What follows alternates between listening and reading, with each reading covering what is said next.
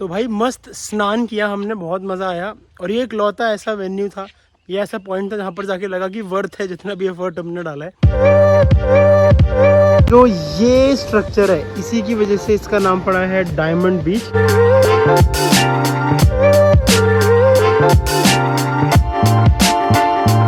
ओए हमारा लड़का कहाँ गया? हमारा लड़का कहाँ है? हम कोई आइडिया नहीं। Good morning guys, welcome back to our YouTube channel. और ये हमारा इंडोनेशिया में है डे नंबर 3 और नूसा पेनिडा में डे नंबर 2। और आज के दिन की शुरुआत हम करने वाले हैं एक बहुत ही अनोखी एक्सपीरियंस से जो हमने कभी नहीं किया। हम तोड़ने वाले हैं बनाना फ्रॉम द ट्री। और ये चलती गगन कोने कोने में निकल के बनाना तोड़ने के लिए आपको दिखाते हैं। पहले बनाना ट्री और फिर हम तोड़ेंगे उसको। 1 मिनट रुकिए बस। और ये है भैया हमारा बनाना ट्री और यहीं से हम तोड़ लेंगे बनानास को। इन पे घूम रही है मोटी मोटी चींटी। ओ भाई चींटी है ये। हाँ, एक आ गया, 2 आ गए। ये तोड़ लिए हमने 2 बनाना। एक मैं भी तोड़ूंगी। और ये गगन ने भी तोड़ लिया है बनाना। आओ भाई फार्म फ्रेश बनाना खाते हैं और फिर निकल। अब कहाँ जा रहे हैं? पहला स्टॉप क्या है हमारा? Diamond beach. Diamond beach is one of the beautiful beach in Bali, Indonesia, नूसा Penida. और अब आपको लेकर चलेंगे उस बीच के दर्शन कराएंगे। चलो।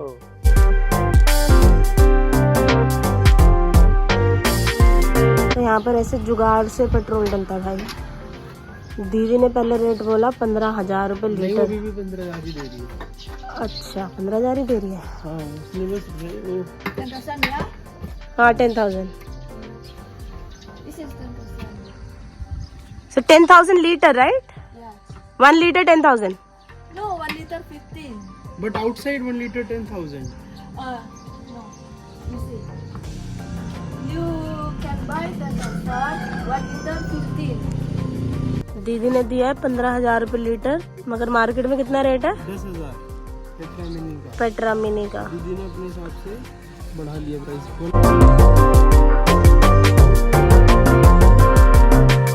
यहाँ पर पैराग्लाइडिंग भी होती है। Paragliding in नूसा Penida. Tandem flight भी है भाई। कुछ तो है ये इंडोनेशिया। अगर आपको करनी हो तो आप आ सकते हो डायमंड बीच। स्पेशल ऑफर भी चल रहा है कुछ तो। ऑलमोस्ट 1 घंटे की राइड के बाद हम लोग पहुँच गए हैं डायमंड बीच, जो कि हमारा फर्स्ट पॉइंट है आज का। और यहाँ पर भी टिकट है। यहाँ बाली में मैंने ऐसे पहली बार देखा है कि बीचेस जाने से पहले आपको टिकट लेनी पड़ती है।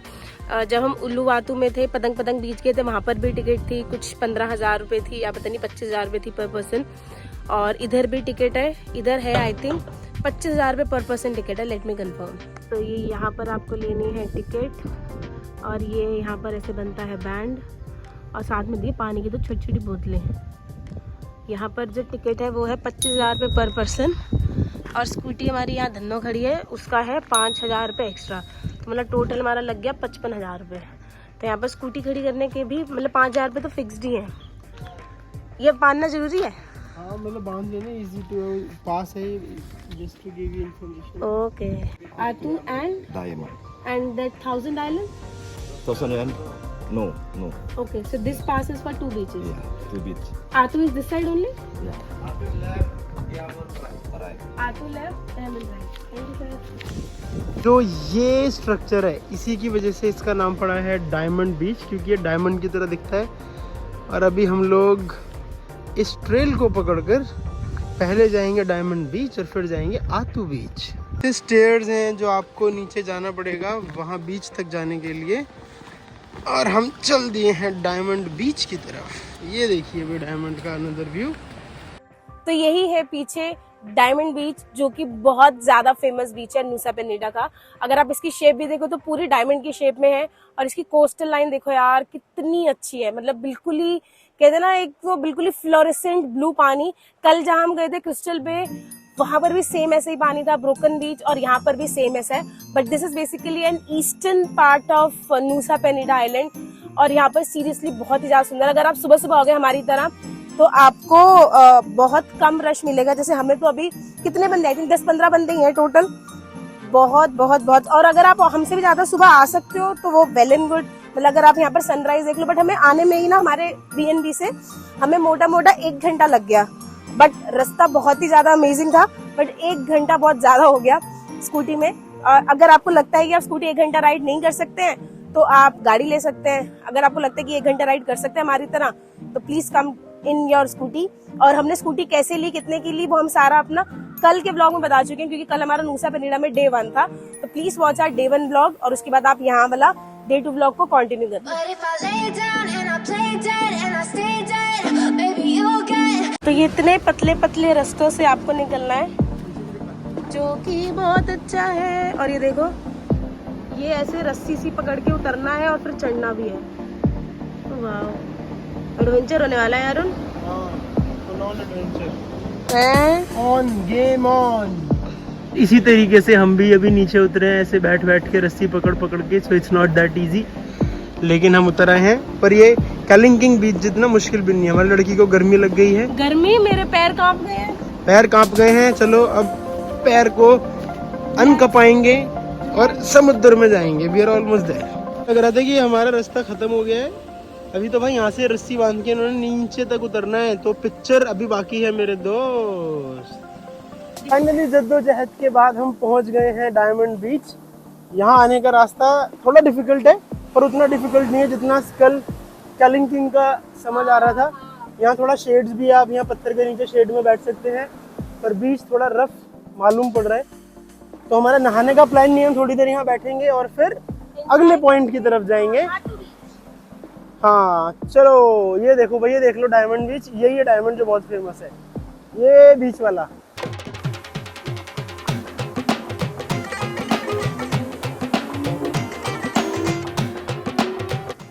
चले यार, अभी तो मेरे को वो पहाड़ की चढ़ाई चढ़नी है। वो ऊपर वो घर दिख रहा है, वहां जाना है यार। टेंशन हो रही है मेरे को, क्योंकि मेरा पैर की ना नस खिंच गई है। लेट्स गो, अब आए हैं तो जाएंगे ही। मगर वैसे ये फोटोजेनिक पॉइंट है और बढ़िया बढ़िया। यहाँ पर ना 4-5 ड्रोन देखे मैंने उड़ते हुए, बहुत ही सुंदर पॉइंट है। अगर आप यहाँ पर नहाने के पर्पज से आ रहे हैं तो आप यहाँ पर नहा सकते हैं, मगर फिर कपड़े भी लेकर आना, क्योंकि ना रेत जो है वो बॉडी पे चिपक जाएगी तो फिर वो इरिटेशन करेगी पूरा दिन। क्योंकि ये फर्स्ट पॉइंट हो सकता है आपका अगर आप ईस्टर्न साइड ऑफ बाली आएंगे तो। बट यहाँ पर बढ़िया बढ़िया लोग कपड़े पहन के बढ़िया बढ़िया यहाँ पर पोजेस दे रहे। नहा कोई नहीं रहा क्योंकि बहुत रफ वाटर है आज। तो हमारा डायमंड बीच वाला पॉइंट कवर हो गया है। उतरना थोड़ा मुश्किल था, पर जब आप चढ़ रहे थे तो इतना मुश्किल नहीं था, आप आसानी से चढ़ सकते हैं। नीचे बहुत ज़्यादा बैठने की जगह नहीं है, कुछ शेड्स बहुत कम है और वाटर का करंट बहुत हाई है, तो आप स्विम तो वैसे ही नहीं कर सकते। तो ऐसे बीचेस जितने भी हैं वहाँ पर कोई स्विम करता ही नहीं है, वो सिर्फ जाते हैं, फ़ोटोज़ खिंचवाते हैं, पोजेस देते हैं, bikini shots and then done. हमारी भी रिकमेंडेशन यही रहेगी कि अगर आपको बहुत ज़्यादा शौक है नीचे उतरने का तो आप उतर जाएं। जाना इज़ ओके डिफ़िकल्ट, आना इज़ नॉट दैट डिफ़िकल्ट। और आप आराम से फ़ोटोज़ वीडियोज़ ले। वैसे यूजुअली इन सारे बीचेस के जो फ़ोटो पॉइंट हैं वो टॉप व्यू से हैं, ताकि आपको नीचे जाने की ज़रूरत ही नहीं है, आप ऊपर से ही फ़ोटो वीडियोज़ ले सकते हैं। जैसे कालिंकिंग बीच हम जहाँ गए थे वो भी ऐसे ही था। आज ये कालिंकिंग बीच, हाँ कालिंकिंग बीच नाम बड़ा डिफ़िकल्ट है, तो ये भी ऐसा ही है। तो आप ऊपर से शॉट्स ले सकते हैं। और अब हम जा रहे हैं दूसरे बीच की तरफ, जो है आतू बीच। ये भी कुछ ऐसा लग रहा है कि नीचे स्टेयर्स उतर के जाना पड़ेगा। Let's see. जी हाँ, वैसे तो यहाँ भी स्टेयर्स उतर के जाना है, लेकिन हमारा बिल्कुल भी मन नहीं है, तो हम ऊपर से ही बैठेंगे और इस सुंदर से बीच को निहारेंगे। यहाँ पर हमने थोड़ा सा रेस्ट किया और उसके बाद हमारा नेक्स्ट पॉइंट क्या है? Thousand island. चलो। तो हमने अभी सोचा था कि हम लोग जाएंगे 1000 आइलैंड, मगर रास्ते में ही हमें आतू बीच के रास्ते में ही हमें दिख गया एक फोटोजेनिक पॉइंट। तो अभी हम वहाँ जा रहे हैं, फोटो खिंचाएंगे। ओए, हमारा लड़का कहाँ गया? हमारा लड़का, अच्छा हमारे लड़के ने अलग रास्ता ले लिया। ये दिख रहा है आपको मेरे पीछे? ये रहा। हाँ, जे वाला ये जे वाला पॉइंट, जे जाना है हमें। तो हम भी लपक के पहुँच गए उस पॉइंट पर। और ये देखिए मैडम ने क्या ही मस्त मस्त पोजेस दिए हैं। और अब हम जा रहे हैं 1000 आइलैंड देखने के लिए, जो कि थोड़ा नज़दीक ही है यहाँ से। हम सिर्फ 1 किलोमीटर चले और ये आ गया 1000 आइलैंड। ये है मेरे हिसाब से 1000 आइलैंड का व्यू। और ये आप देख रहे हो, ये घर स्पॉट कर रहे हो, ये ना कोई एयरबीएनबी की प्रॉपर्टी है। उन्होंने बहुत ही फोटोजेनिक बना रखा है। यहाँ पर भी आप फोटो पॉइंट है, फोटो खिंचा सकते हो। आई थिंक 25,000 इंडोनेशियन रुपया इसकी कॉस्ट है। और यहाँ पर आप देख रहे हो कोको क्लिफ है जिसकी 50,000 है, तो कुछ लेफ्ट साइड में है ये। तो ये पता नहीं कि ये प्राइवेट है या ये गवर्नमेंट का है, मगर जगह जगह पर ना आपको ये मिल जाएंगे कि फोटो पॉइंट, आप आगे नहीं जा सकते, यू हैव टू पे। मतलब ये मेरे को थोड़ा जेन्युइन नहीं लग रहा है, इसलिए हम ये कोको क्लिफ तो नहीं जा रहे हैं। बट मैं आपको एक बार व्यू, अगर वो मुझे रिकॉर्ड करने देगा तो मैं ज़रूर रिकॉर्ड करके आपको बताती हूँ। ये देख रहे हो, ये कुछ नीली नीली सी इसने स्टेज बना दी और ये बोल दिया कि व्यू पॉइंट है।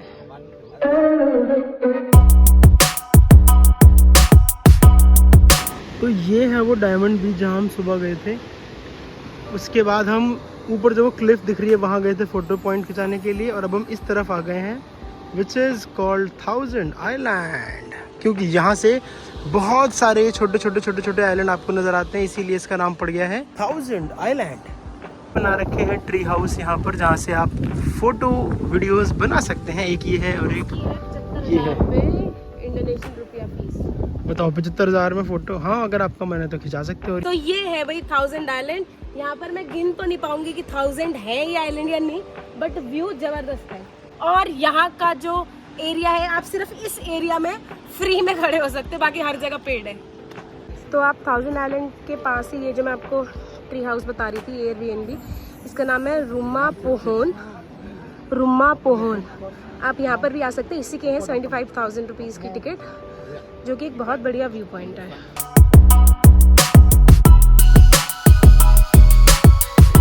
कहाँ है हम? कोई आइडिया नहीं। ये मंतारे पॉइंट बोल के बुलाया है। ये लग रहा है तुम्हें कहीं से मंतारे पॉइंट है। इट्स अ फेक मंतारे पॉइंट। ये एज पर गूगल हम लोग आ गए मंता पॉइंट। 1 घंटा ड्राइव करके आए हैं और ये है मंता पॉइंट। ये देखो लेवल ऑफ डिसअपॉइंटमेंट। भाई ये आ गया मंता व्यू पॉइंट। आप ये देखो कितनी हाइट से आपको मंता देखनी पड़ेगी। मैं दूसरा एंगल दिखाता हूँ। देखो ये नीचे जाके मंता दिखेंगी। कैसे दिखेंगी? भगवान मालिक है। तो मंता व्यू पॉइंट, अगर यही वाला व्यू पॉइंट है यार मत आना यहाँ पे, तो आपकी एनर्जी, टाइम, पैसा सब वेस्ट है। सुनने में आ रहा है कोई स्टेयर्स भी है, वो कहाँ है भगवान मालिक है, वो देखना पड़ेगा किधर है, पर वो भी डिफिकल्ट है। तो इन झाड़ियों में से होते हुए हम आए, अब हम वापस आ रहे हैं। हो गया हमारा मंता व्यू पॉइंट। और हमारा मंतारे से दूसरा पॉइंट है गोयंगन वाटरफॉल, और सिर्फ 400 मीटर की दूरी पे ही था, ज़्यादा नहीं था। इधर भी पार्किंग है जो कि आपको 5,000 रुपये पे करनी है, और एंट्री टिकट है 15,000 इंडोनेशियन रुपया पर पर्सन, जो करीब करीब बैठेगी 75 रुपये। और अभी हम, क्योंकि अभी हमने शॉर्ट्स पहने हैं, तो अभी हमें ये क्या कहते हैं, जो भी कहते हैं ड्रैपर सा, हाँ वो पहनना पड़ेगा। ऐसे रैप करेंगे हमें, और फिर हम नीचे जाएंगे, क्योंकि ऐसा बोल रहे हैं कि नीचे टेम्पल भी है। अंकल ने ये बांध दिया है। तो भाई यहाँ पे ना एक चीज नोटिस की है कि हर एक स्पॉट पे जाने के लिए, मैक्सिमम 90% स्पॉट पे जाने के लिए ना आपको क्लाइम डाउन करना पड़ता है, क्योंकि जो समुद्र है वो काफ़ी नीचे है, और पूरा का पूरा जो बाली, इंडोनेशिया का जितने भी आइलैंड्स हैं सारे ऊपर की तरफ बसे हुए हैं। तो अगर आप स्टेयर्स से घबराते हैं चढ़ने उतरने में, तो मैक्सिमम स्पॉट्स पे आप नहीं जा पाएंगे, क्योंकि स्टेयर्स भी बहुत बड़े बड़े हैं, स्टीप हैं, तो इट्स नॉट ईजी। पर अगर आप उतर के जाते हैं नीचे तो वो व्यूज़ बहुत वर्थ इट हैं। तो अभी पिछले पॉइंट पे तो हमारा कट गया था, तो हमें लगा कि इस पॉइंट पे आके कुछ कर लिया जाए, तो इसीलिए हम उतर रहे हैं नीचे की तरफ और देखते हैं कि वाटरफॉल के व्यूज़ कैसे मिलेंगे। यही है वो ब्लू स्टेयर्स जो आप इंटरनेट पर देखते होंगे इस वाटरफॉल की। अरे ये मोटी जा रही है नीचे गमछा बांध के, सरोंग बांध के। एक पॉइंट के बाद तो सीढ़ियाँ देखो बिल्कुल ही खड़ी हैं। सिल्वी की बोल छे, लड़की चली हुई है मेहनत करने में पूरी, और ये व्यू है।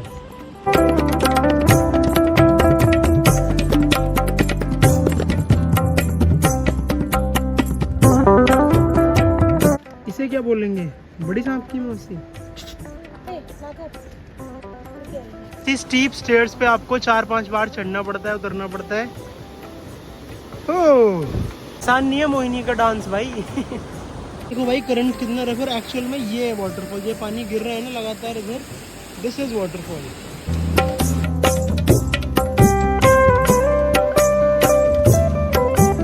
Natural infinity pool. ये पानी जा रहा है और ये गिर रहा है समुद्र में, इसे कहते हैं वाटरफॉल। और इस वाटरफॉल के साथ में ये मंदिर बना हुआ है, इसीलिए उन्होंने हमें ऐसा पोशाक पहनाई है।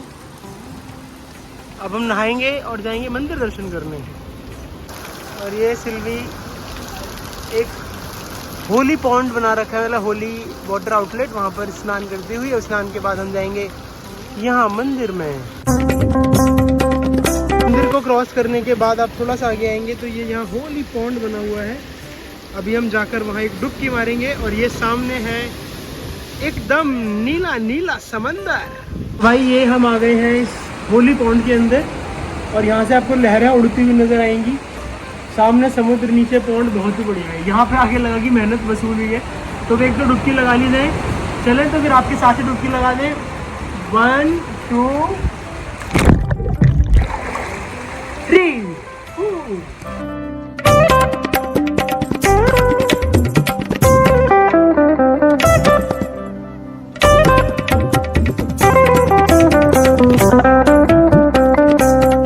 तो भाई मस्त स्नान किया हमने, बहुत मज़ा आया। और ये एक लौता ऐसा वेन्यू था, ये ऐसा पॉइंट था जहाँ पर जाके लगा कि वर्थ है जितना भी एफर्ट हमने डाला है। बहुत मज़ा आया। जब हम ऊपर आ रहे थे तो वहाँ पर कुछ लोकल बालिनीज लोग थे, बाली के लोग थे, तो वो भगवान के सामने बहुत ही प्यारा डांस कर रहे थे। जैसा किचक डांस में हमने देखा था ना, वो बालियन स्टाइल में जो मूवमेंट्स होती हैं वो बहुत सुंदर था। वो सब देखते हुए हम आ रहे हैं, फिर बीच में बंदरों ने हमारे ऊपर अटैक कर दिया, तो 2-3 मिनट वहाँ वेट किया उनके जाने का, आतंक ख़त्म होने का। फाइनली अब हम ऊपर आ गए हैं, स्कूटी पकड़ेंगे और जाएंगे हमारे अगले डेस्टिनेशन की ओर, क्योंकि हम बहुत ज़्यादा भूखे हैं। तो हमें कुछ खाने पीने का ढूंढना है और फिर जाना है होटल, थोड़ा रेस्ट करना है। लेकिन अभी दिन के अंदर एक्साइटमेंट और बहुत सारी चीज़ें अभी भी बाकी हैं, जुड़े रहिए हमारे साथ। चलते चलते हमें लग गई भूख और अभी हमने ऑर्डर करे हैं veg fried rice. Yes, veg fried rice from this lady and the name is Varung Line Sunset Hill. Okay? ये बढ़िया से फ्राइड राइस खाने के बाद हम लोग गए अपने B&B, थोड़ा सा रेस्ट किया और फिर निकले रात में फूड हंट के लिए। तो अभी हम निकले थे डिनर की हंट करने। ये है एक वारुंग कोकोनट करके एक शॉप है, आप गूगल कर लेना, आपको बहुत आसानी से मिल जाएगी ये।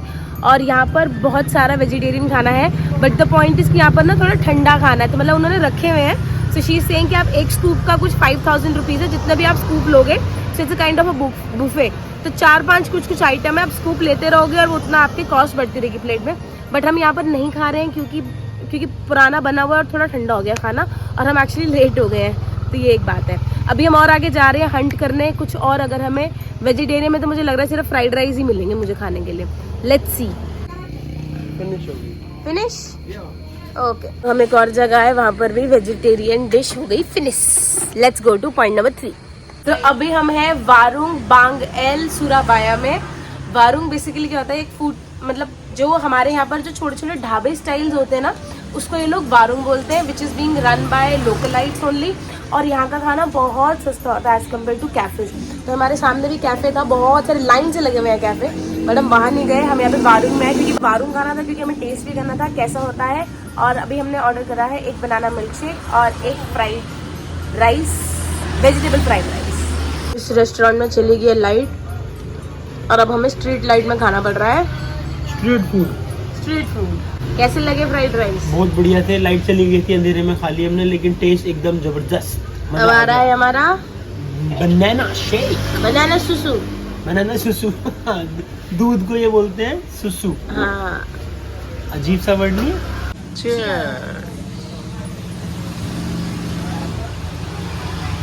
नाइस। तो डिनर करने के बाद और स्कूटी रौंदाते हुए हम लोग पहुंच गए हैं हमारे होटल में या गेस्ट हाउस में, और यहीं पर हम करेंगे इस ब्लॉग का अंत। बज चुके हैं रात के 9:30। अब आपसे कल मुलाकात होगी और कल हम आपको लेकर जाएंगे नूसा पेनिडा से उबुद की ओर। उबुद एक और आइलैंड है जो कि बहुत फेमस है इंडोनेशिया में, जहाँ पर बहुत सारे बंदर हैं। और आपने जितनी भी वीडियोस देखी हैं नोटी मंकीज़ वाली, मंकी सेल्फीज़ वाली, वो सारी वहीं की हैं। तो अगला व्लॉग जो होगा आपको दिखेगा उबुद का। उबुद में भी हम 2 दिन रुकेंगे। तो चलिए अब आपसे मिलते हैं उबुद में, तब तक के लिए गुड नाइट, शुभ रात्रि, शब बखैर। सब्सक्राइब टू आवर चैनल अगर अभी तक नहीं किया है, तो अगर यहाँ तक पहुँच गए हो तो प्लीज़ कर देना सब्सक्राइब यार। Thank you so much for watching. This is veggie wonder signing off. Bye bye.